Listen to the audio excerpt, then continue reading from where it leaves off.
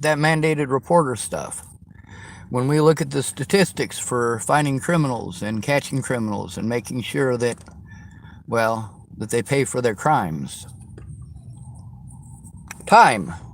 The longer you wait, the more your memory diminishes, the less you remember. And if you're angry at the person, you know what? They may have been the most perfect person in the world when the situation happened, but you're not going to remember it that way because you're angry.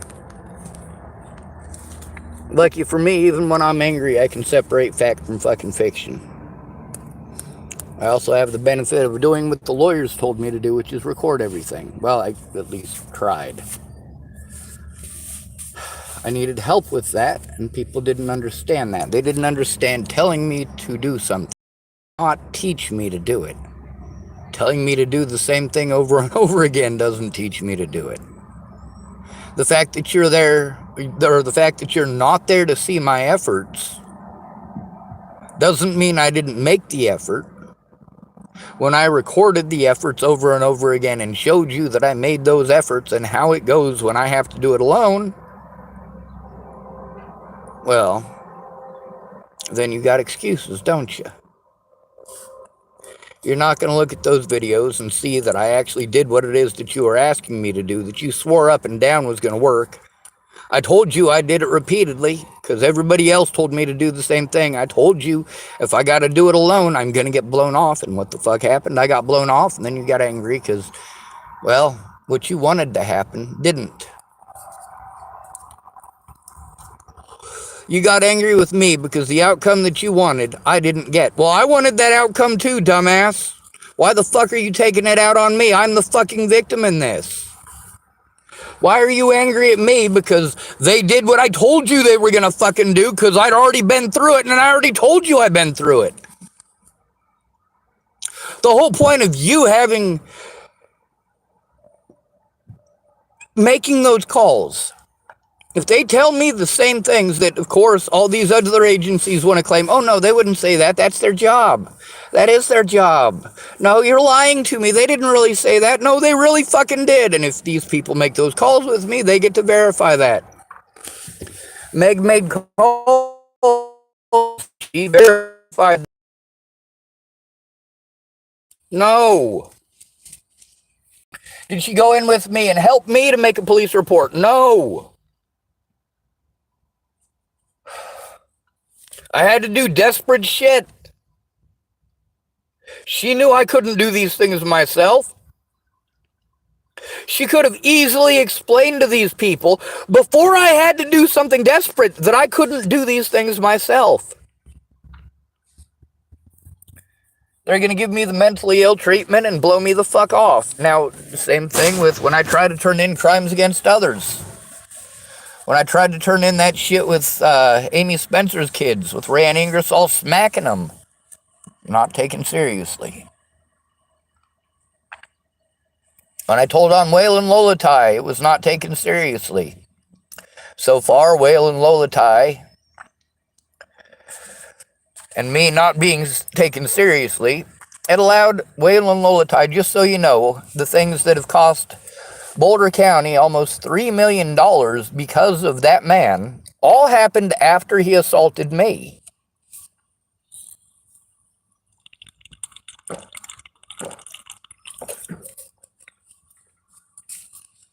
Sammy Leon Lawrence got paid out because somebody conserved and was able to get that body cam evidence and put it on fucking YouTube and put it on the fucking news. I didn't have help with that. I had to go in alone and I was told they weren't allowed. Or I had to pay the money. Meanwhile, with false charges on you, you don't have any money. At that point in time, I was making just a little over $600 per month. And 600 of it is to go to court appointments and to go see my public pretenders and, of course, to go see the investigators. Now, the investigators, that's the most important part. Every single court date I had, they were supposed to have me meet with an investigator, and an investigator was supposed to finally do something. Those investigators never showed up because they didn't do their jobs. They didn't show up repeatedly. because Graham didn't come forward in person with me to turn in the fact that Zoe Tanner didn't show up repeatedly, and they kept on giving me a different reason. They gave me that time that I went in with Graham, and it was Stephanie Cotton, and she wouldn't allow Graham in there because if somebody who's not my lawyer is looking at it, it's a conflict, or it's a, what do they call that? Then I don't have my rights to a fair trial, and I don't have my rights to, God, something else. I'm trying to remember it. Anyway, but the point is that that lady, Stephanie J. Cotton, was not my attorney either. So they broke it anyway. Confidentiality. That's right. They broke confidentiality. She wasn't my attorney. So they can't have that client confidentiality if somebody else is in the room, apparently, is what she was saying. No, that's not the case. That is not true. That is 100% not true, and Graham was there to hear it, but did he ever speak up about it? Did he go in with me to turn it in? No, he procrastinated. There was always pot smoking and drinking to do, always at that household. Now, Tabby, she stayed sober most of the time. There was only a couple of nights where she got drunk, and she's allowed. She's a grown-ass adult. It's not like she did it every single day like Joshua Rayborn. It's not like she got drunk and was abusive to people. No, she's a happy drunk. She is such a happy drunk. She is so much fun when she's drunk. Doesn't have a care in the world and loves everyone and everything. Even when Tabby was drunk, she was a joy to be around. The only parts that were not a joy to be around was when the mama bear come out. When Josh had pushed his drunken bullshit to the point where, well, she had to put down the mama bear. When I made that video about someone calling a 3-year-old a cunt, a couple of 3-year-olds actually. You know, I didn't use Joshua's, did I say Joshua Rayborn? I hope I didn't. That's a different Josh. I hope I said Joshua Eichelberger. Anyway, like, Tabby didn't make my life hell or try to. When she called me up, when I made that video, and I didn't even use Joshua Eichelberger's name, well, she remembered the situation, and she called me up, and that conversation is recorded on my YouTube. For getting people to look at that stuff, they're busy telling me it's not their job, until I am in a desperate situation and an extreme time crunch because they didn't give a shit when it mattered. They didn't speak up when it mattered. I should have spoken up about this last night. I should have called the cops immediately.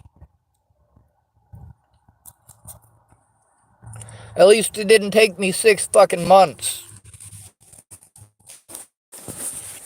Oh, wait.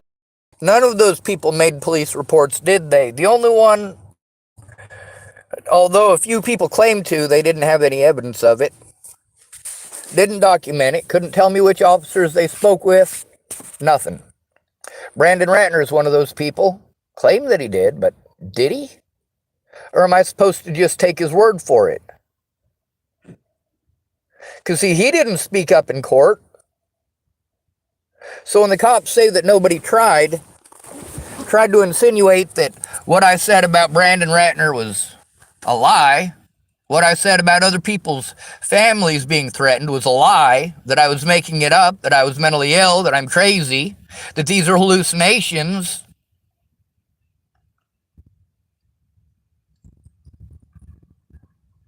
And because they told you I'm crazy and these are hallucinations, you won't look at it, but you'll punish me as if I'm some mastermind criminal trying to rape your fucking daughters.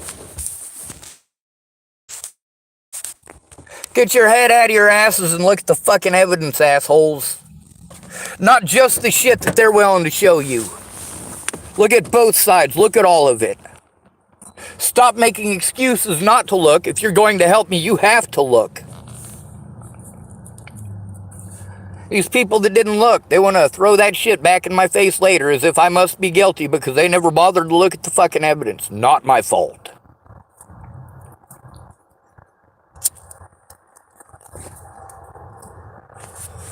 What have I been trying to do for 6 years? Get somebody to look at the evidence and help me turn it in.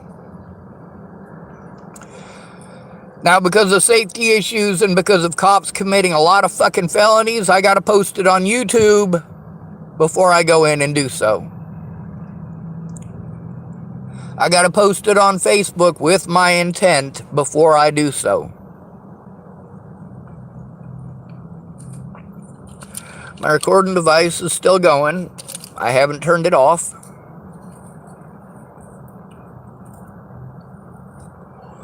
I was told that the Hood River PD is on another call, so it'll be a while. That I can understand. If there's a domestic violence situation going on at this moment, absolutely take care of that first. But they do still need to come here and they still need to take a look at this. The other thing is, come 8 o'clock, Starbucks is closed. That's in 23 minutes. If I'm still here after they're closed, then they're going to pretend like I'm trespassing. So they got like 23 minutes to get here, which means I got to relocate to the park and ride. I didn't actually go into the Starbucks and charge up any of my shit today, so yeah, nothing's charged up. Whatever is left on my phone is what I got left. Until Starbucks opens in the morning, and that's assuming or hoping that the cops do the right thing instead of arresting me. Now, I do have insurance on my car now, so they can't get me on that. If they want to give me a ticket for no proof of insurance, well, I can take that because I can take that into court because I do have insurance. I do have evidence of it on my phone that I could show them, but I don't know how to access that. I would have to ask them how to access that. I would have to ask those officers to help me to access my own insurance information because I am that inept when it comes to this computer shit. The reason I'm able to make the YouTube videos is because somebody showed me how. Jerry Sparks showed me how. If it wasn't for Jerry Sparks' assistance, I wouldn't have a YouTube channel to speak to you on. We made 2 of them at the same time.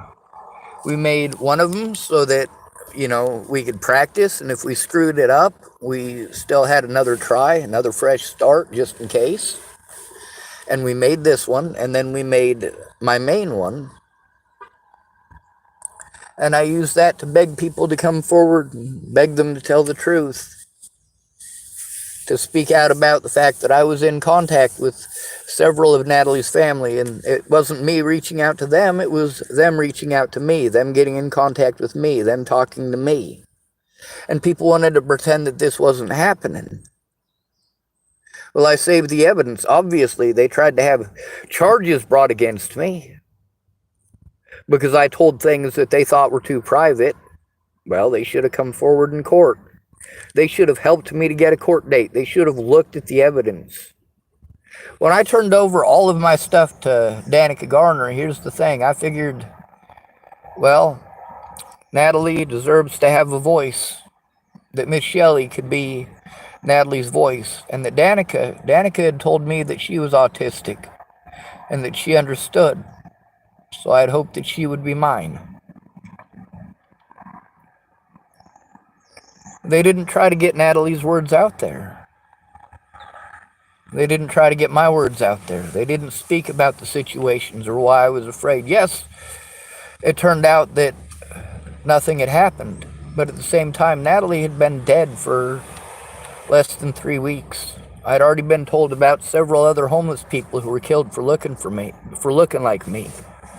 I knew what Ted had done to his daughter, and I knew that I had exposed him, and I knew that Danica was aware, I knew that Miss Shelley was aware, and I knew that Rose was aware.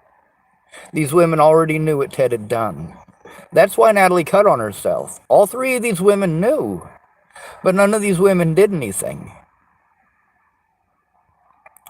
They allowed these things to happen to Natalie Bollinger. And then they wanted to project that shit onto me. Natalie Bollinger went back to the very same druggies, the very same drugs, and the very same predators that she was telling me that she was so afraid of and had to flee Colorado because of. and wasn't willing to get on the airplane unless I promised I would go to Virginia to see her.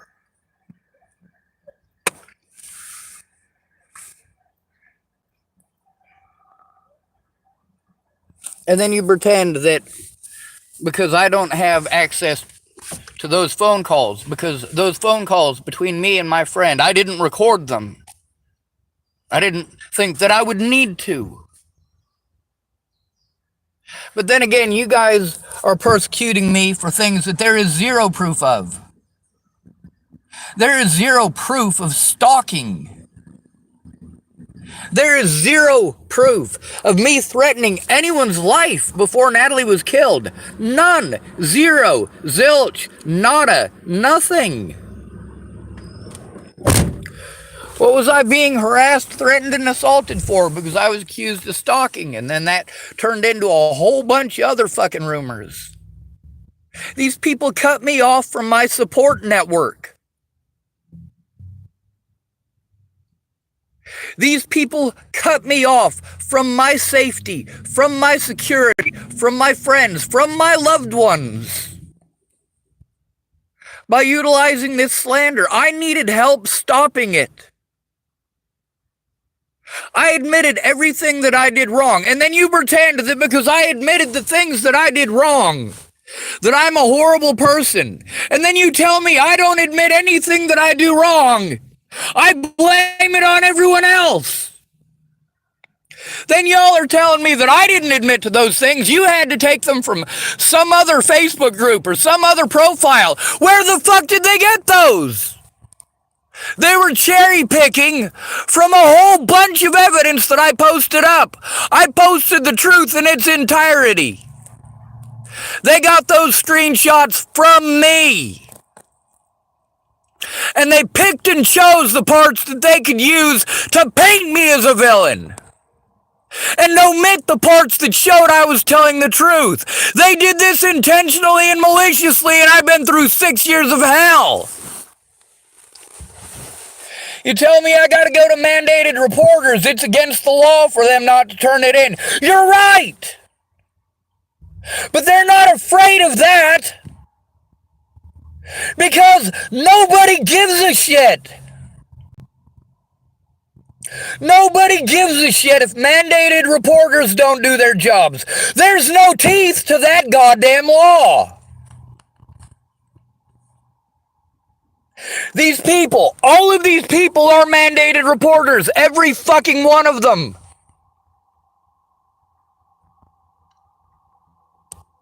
When I told them about these crimes, it is mandated that they turn them the fuck in. It's not optional. It's not my job. No, that literally right there.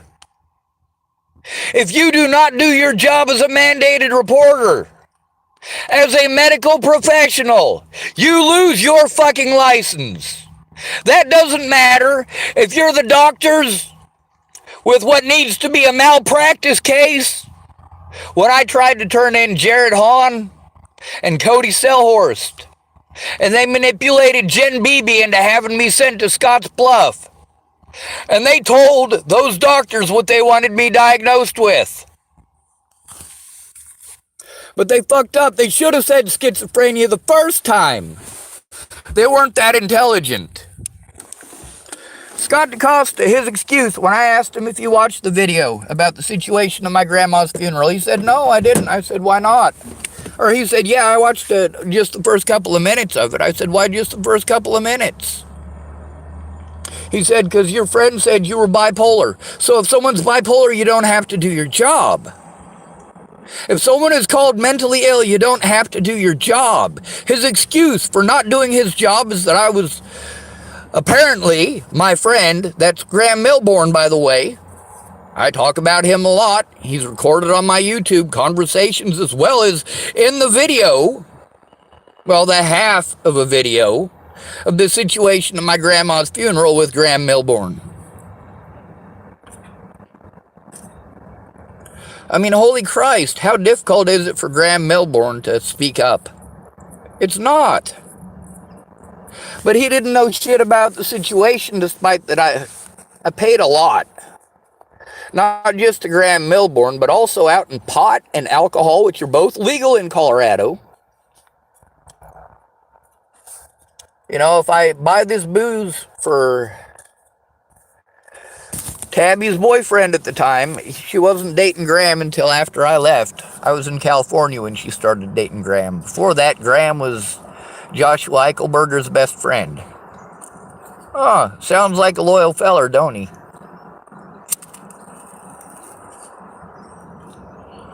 But if I give Joshua Eichelberger booze, then he'll leave me alone and I can get the help I need from Graham. But then 10 minutes later, he needs Graham. He absolutely has to have attention. Most drunks are like that. They have to be the center of attention. That's why when somebody is drunk and offering to help you, you tell them no, not until you are sober. It will be the most frustrating goddamn thing that you can go through.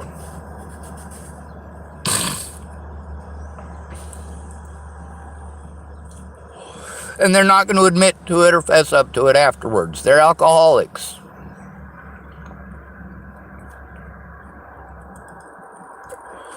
Everything is everybody else's fault. It couldn't possibly have anything to do with their addiction.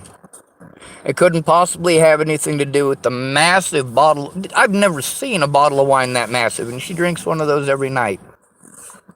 And she says, well, Rick drinks some too. Rick, not like that.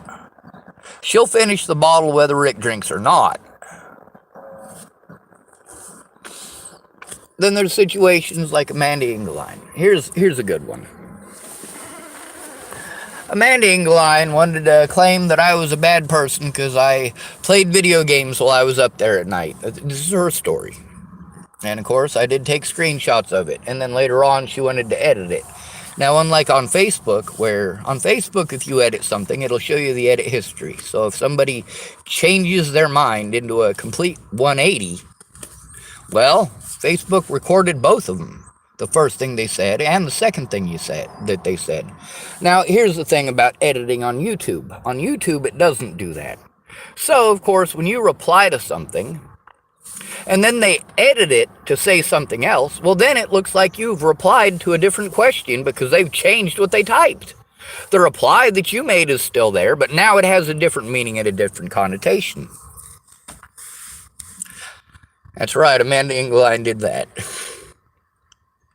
Very smart. Way to utilize them computer skills.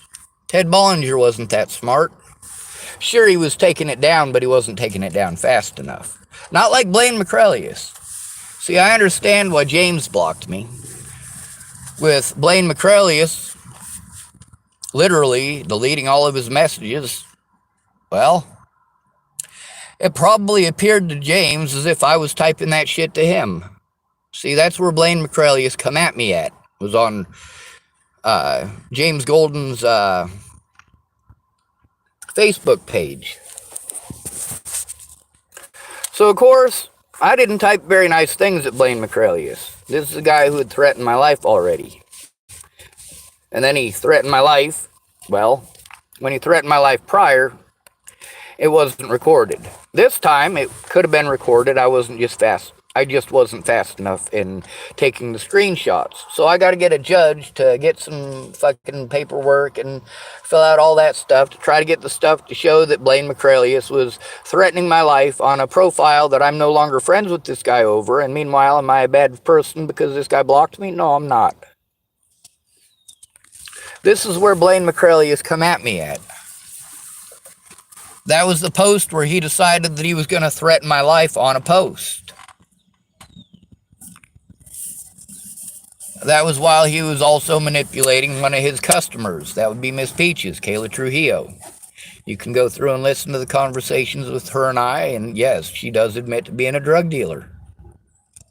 Matter of fact, she admits to dealing drugs to a lady who later became a cop. And that woman's name is also mentioned in those conversations.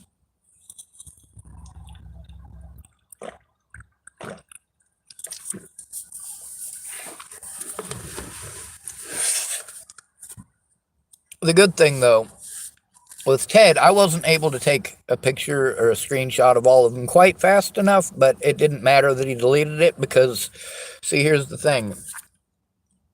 YouTube has the notifications. Even after you destroy it, the notification of it is still there. And that's how I was able to actually save that evidence so that I could actually show it. The problem is that that officer didn't take it seriously. And he specifically didn't take it seriously because of what Graham Milbourne had said.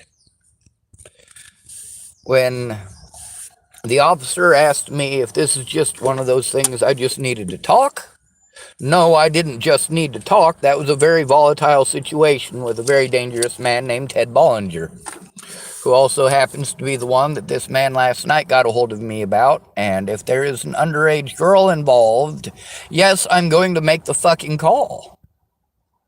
Now, there is contact information in here.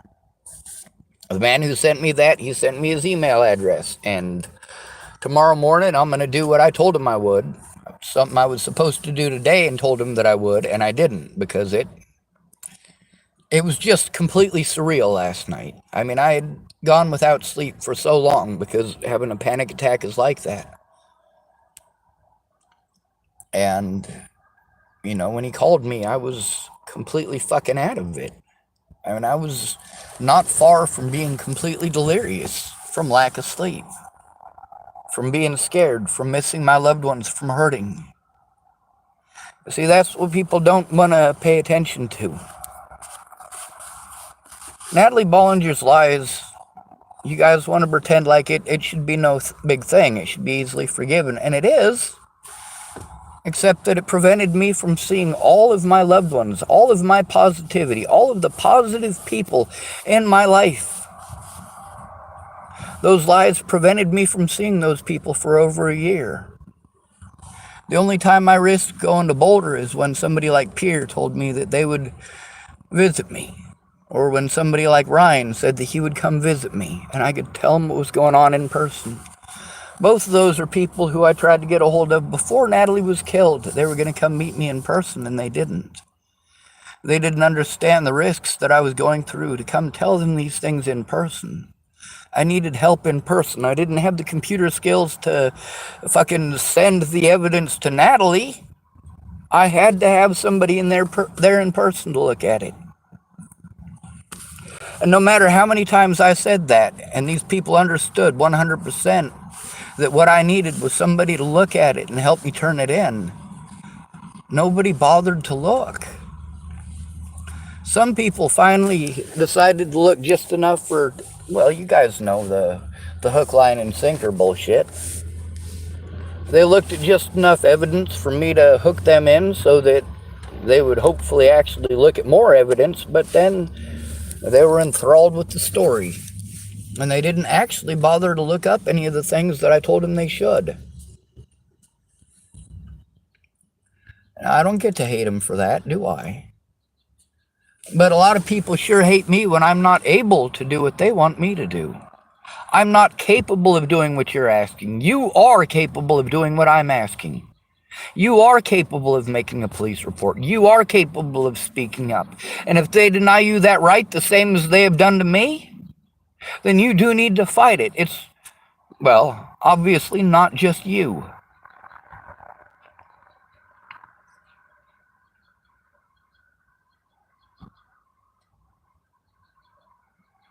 So, of course, having to show this,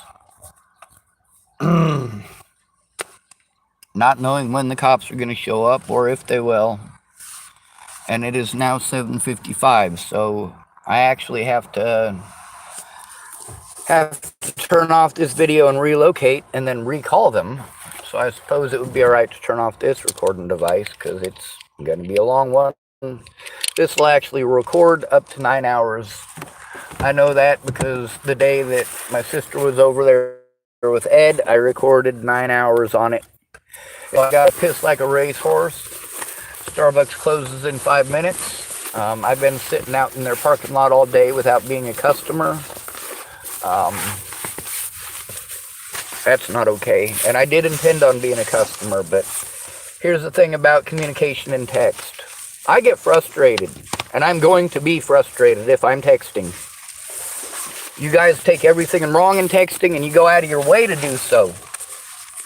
And if word prediction wants to predict wrong, then all of a sudden you guys want to be grammar Nazis, and magically it's okay to look the other way because I didn't type everything right, or because my smartphone is fucking stupid.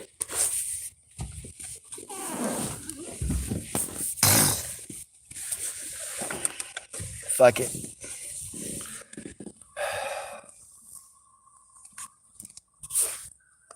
Alright, I'm gonna end the video. Hopefully the bathroom's still open.